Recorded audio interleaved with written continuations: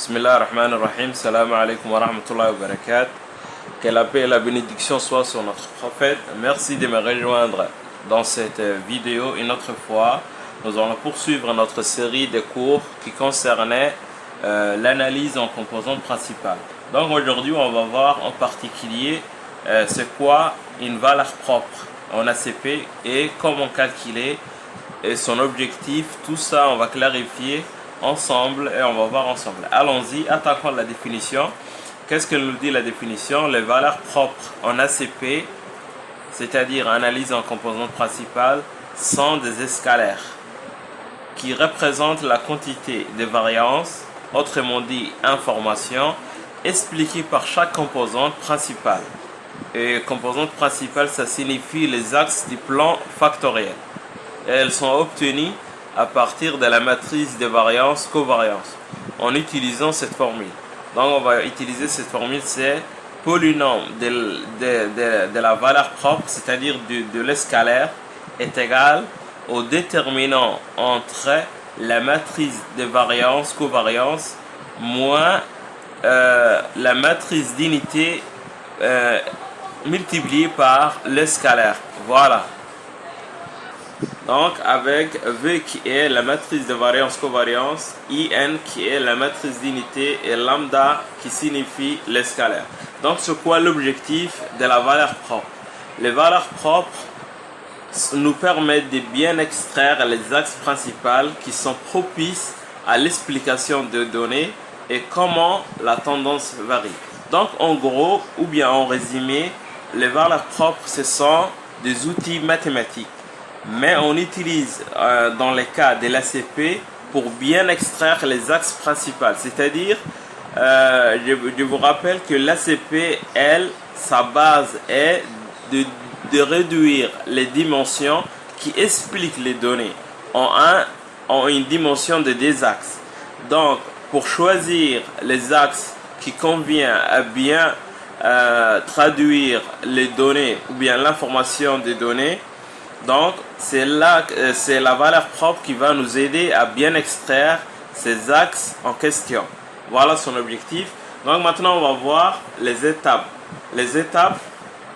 Étape 1, qu'est-ce qu'on va faire? On va reprendre la matrice de variance covariance qu'on a déjà calculée dans la vidéo précédente.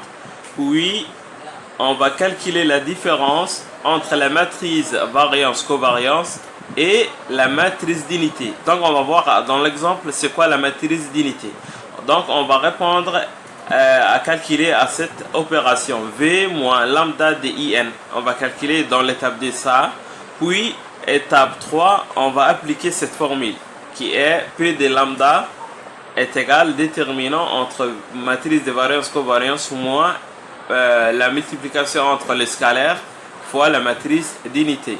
Donc allons-y, attaquons l'exemple. Voilà notre exemple. Nous avons déjà vu, déjà lu le contexte. Je vous rappelle les tableaux. Nous travaillons sur un tableau de données qui est constitué de 3 lignes. La première ligne, c'est la numérotation des individus ou bien le sujet statistique. La deuxième ligne, c'est la variable quantitative qui est maths, c'est-à-dire les différentes notes obtenues en maths par chaque individu, et de la même chose les différentes notes obtenues en anglais par les individus. Donc on va prendre ces tableaux et on va calculer son valeur propre. Donc qu'est-ce qu'on va utiliser comme outillage? On va utiliser la matrice de variance covariance qu'on a déjà calculée dans la vidéo précédente. Si vous voulez savoir comment j'ai obtenu ce résultat, il faut cliquer sur la vidéo qui précède cette vidéo et vous allez comprendre comment j'ai obtenu ce résultat. Donc on va reprendre ce résultat et on va appliquer la formule. Allons-y. Donc voilà, étape 1, reprendre la matrice de variance covariance. Donc reprendre signifie qu'on va recopier le résultat qu'on a déjà trouvé. Donc qu'est-ce qu'on va dire? On va dire V est égal à 11,38. Ici on va écrire 3,85. Là aussi 3,85. Ici on va écrire 7,26. Voilà, on a repris. Maintenant on va passer à l'étape 2. Donc maintenant, on va faire l'étape 2. Qu'est-ce qu'elle nous dit étape 2? Calculer la différence entre la matrice variance-covariance, c'est-à-dire cette matrice, et la matrice d'unité. Donc, qu'est-ce qu'on va faire? On va répondre à résoudre cette opération, c'est-à-dire V moins lambda de IN. Donc, qu'est-ce qu'on fait? On écrit chaque expression, c'est-à-dire V et IN, chaque expression, sa valeur numérique. Sa valeur numérique. Donc, qu'est-ce qu'on va dire? V, on a déjà. On va dire V est égal. Juste, on va recopier 11,38, 3,85, 3,85, 7,26. Voilà. Voilà. Donc, maintenant, qu'est-ce qu'on va enchaîner? On va enchaîner la matrice d'unité. On le note IN et elle s'écrit. Elle dépend du nombre d'ordre, c'est-à-dire le nombre d'éléments de la matrice de variance-covariance. Donc l'ordre de la matrice d'unité dépend de l'ordre de la matrice variance-covariance. C'est-à-dire quoi? Ici, on a 4 éléments. Donc la matrice V est d'ordre D, c'est-à-dire 2 lignes et 2 colonnes. Alors, notre matrice d'unité, elle aussi, elle aura 4 éléments. 4 éléments. Donc, on va dire, on aura une matrice d'ordre de 2. Donc, je vais un peu me focaliser sur la matrice d'unité. Donc, qu'est-ce qu'on va mettre? On met toujours sur la première ligne, on commence par 1. Et le deuxième élément, on met 0. Et inversement, qu'est-ce qu'on met sur la deuxième ligne? Sur la deuxième ligne, on met 0, puis 1. Donc, supposons, par exemple, si notre matrice de variance, covariance, donc supposons que la matrice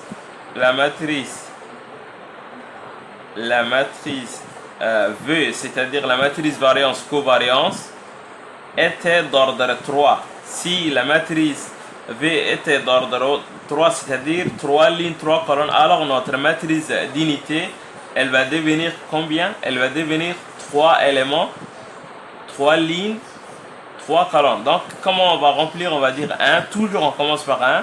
Et on met dans les 2 éléments qui suivent 0, 0. Donc, qu'est-ce qu'on comprend? On comprend que pour la première ligne, c'est le premier élément qui est 1, le reste, c'est 0.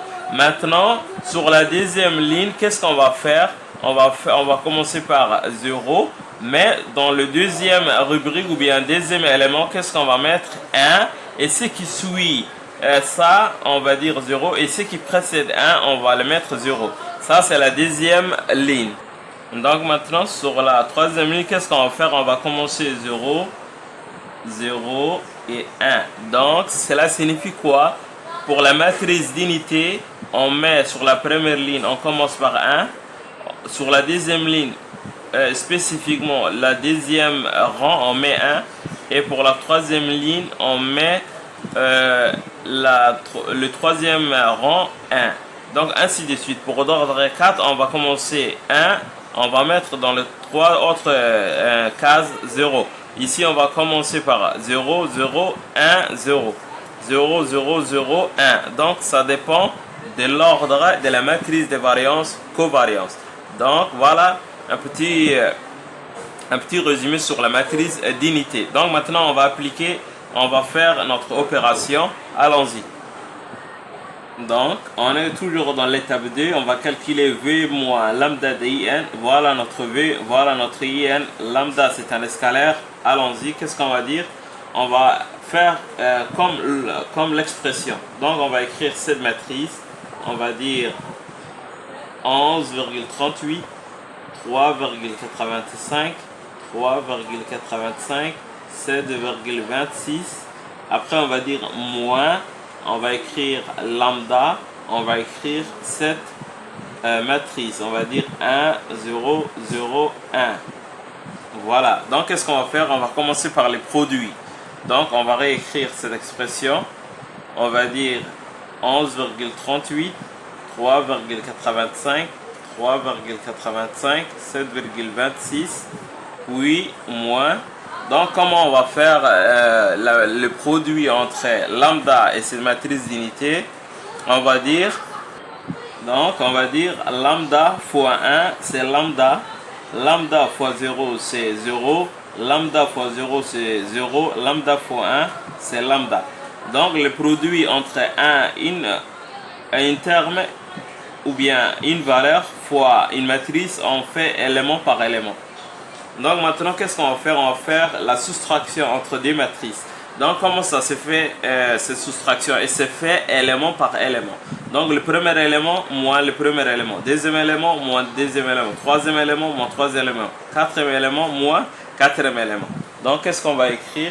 On va écrire une matrice de cette forme-là.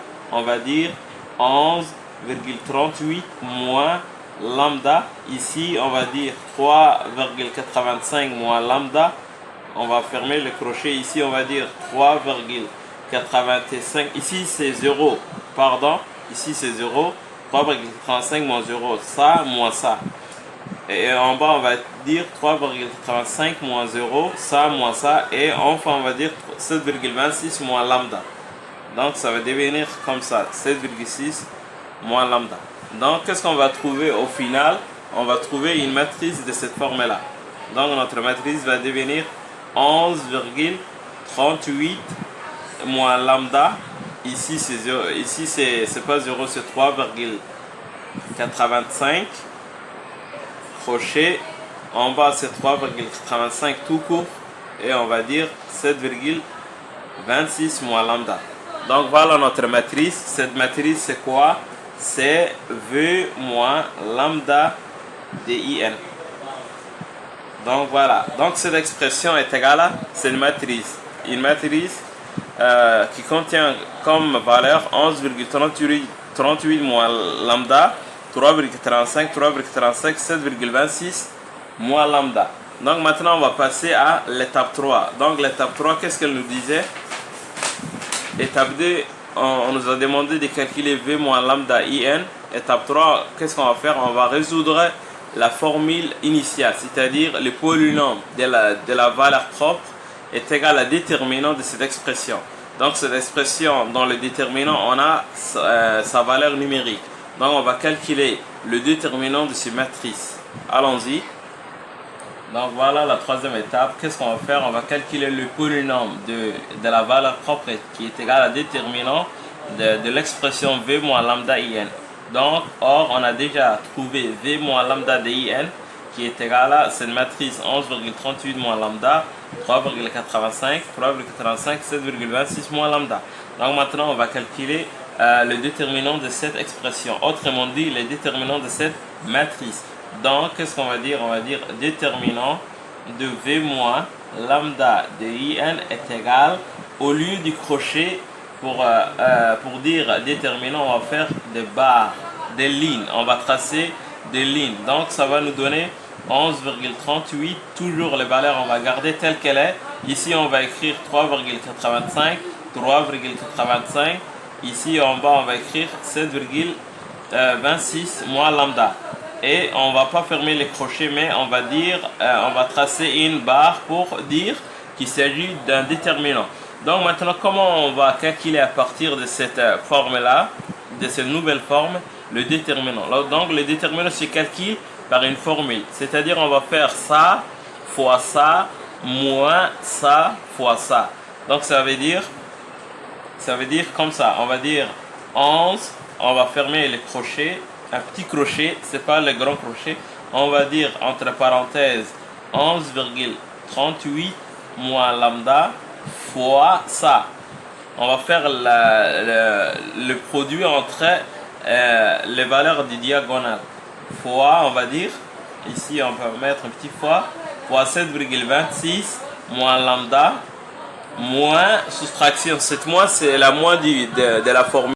Donc cette moins, c'est la moins de la formule. Ça fois ça, moins ça fois ça. Donc on va dire 3,85 fois 3,85 crochets. Donc qu'est-ce qu'on va faire maintenant? On va faire on va faire l'opération de développement. On va développer les deux facteurs et ces deux facteurs. Donc ici, puisqu'il n'y a pas de valeur inconnue, on a des chiffres, on va faire directement le produit. Donc comment se fait le développement? Ça se fait élément par élément. Donc on va prendre 11,38 fois 7,26. Donc 11,38 fois 7,26, ça nous donne 86,03 avec la calculatrice. Puis on va faire 11,38 fois moins lambda. Donc avec le moins du lambda, ici il y a un plus, ici il y a un moins, ça nous donne moins. Donc 11,38 fois lambda, ça va devenir 11,38 lambda. Puis on a terminé cette expression par ce facteur. On va prendre le deuxième valeur ou bien deuxième élément, on va faire la même chose, on va développer. Donc puisqu'on a fait ça avec ça, maintenant on va faire ça avec ça. Donc ça va nous donner moins lambda fois 7,26, c'est moins 7,26 lambda. Ici moins fois moins c'est plus. Lambda fois lambda c'est lambda carré. Donc on ferme la parenthèse. Ça veut dire pour ce deux facteurs. Puis on va reprendre ces moins.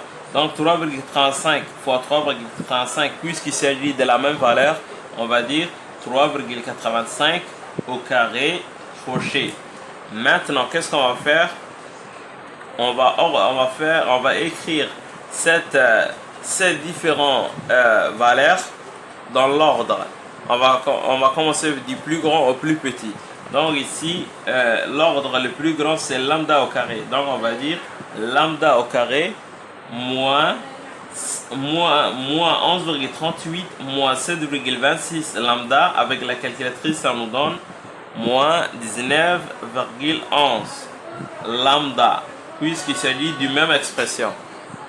Et enfin, qu'est-ce qu'on va faire? On va reprendre 86, plus 86,03. Donc on a commencé du plus grand jusqu'au plus petit, c'est-à-dire d'ordre 2, d'ordre 1, d'ordre 0. Lambda au carré moins 19,11 lambda plus 86,0. Ça c'est la première, les deux premiers facteurs. Maintenant qu'est-ce qu'on va faire? On va descendre cette valeur. Donc moins 3,85 au carré avec la calculatrice, ça nous donne 14,82. Donc maintenant on ferme le crochet et je reprends cette expression. Donc maintenant on va enlever le parenthèse, ça va nous donner crochet lambda au carré moins 19,11 lambda plus 86,03. Après on va dire moins 14,82. Donc 82, ça va nous donner quoi avec la calculatrice cette différence? Ça va nous donner 71,21. Donc on va remplacer, ça va nous donner lambda au carré moins 19,11 lambda. Ça moins ça devient 71,21. Donc finalement, on va dire donc finalement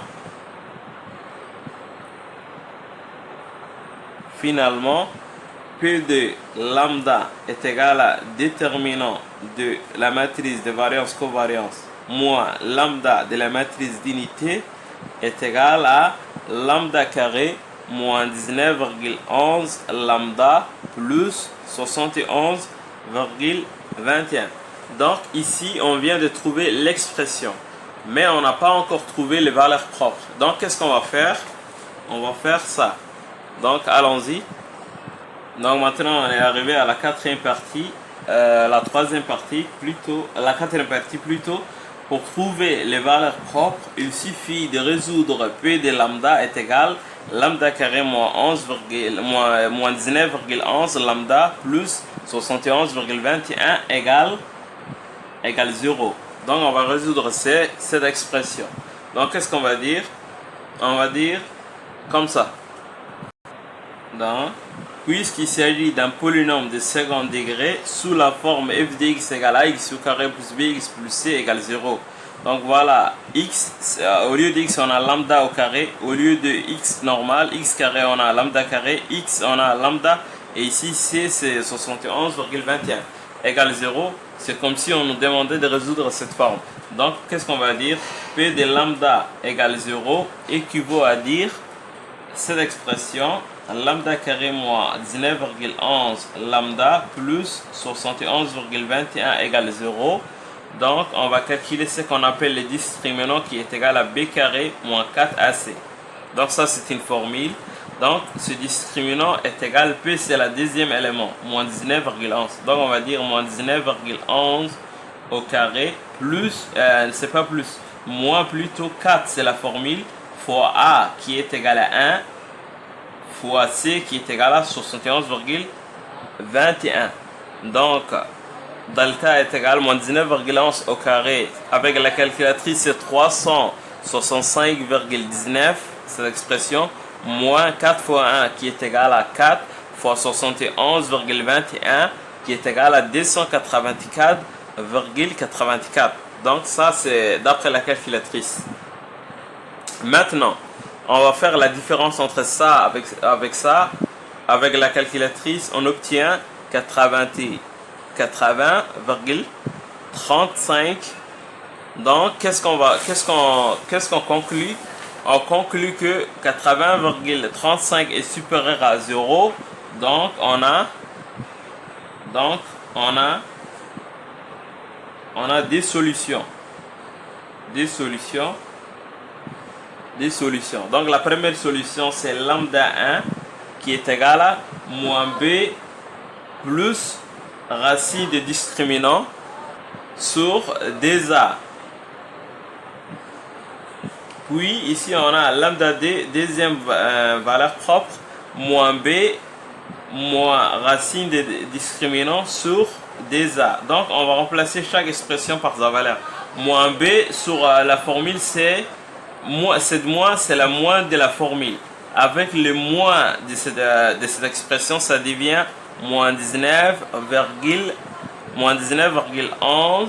Ici on a plus racine de ce résultat. Delta est égal à 80,35. 80,35 sur D fois A. C'est le 1 qui est devant le lambda carré.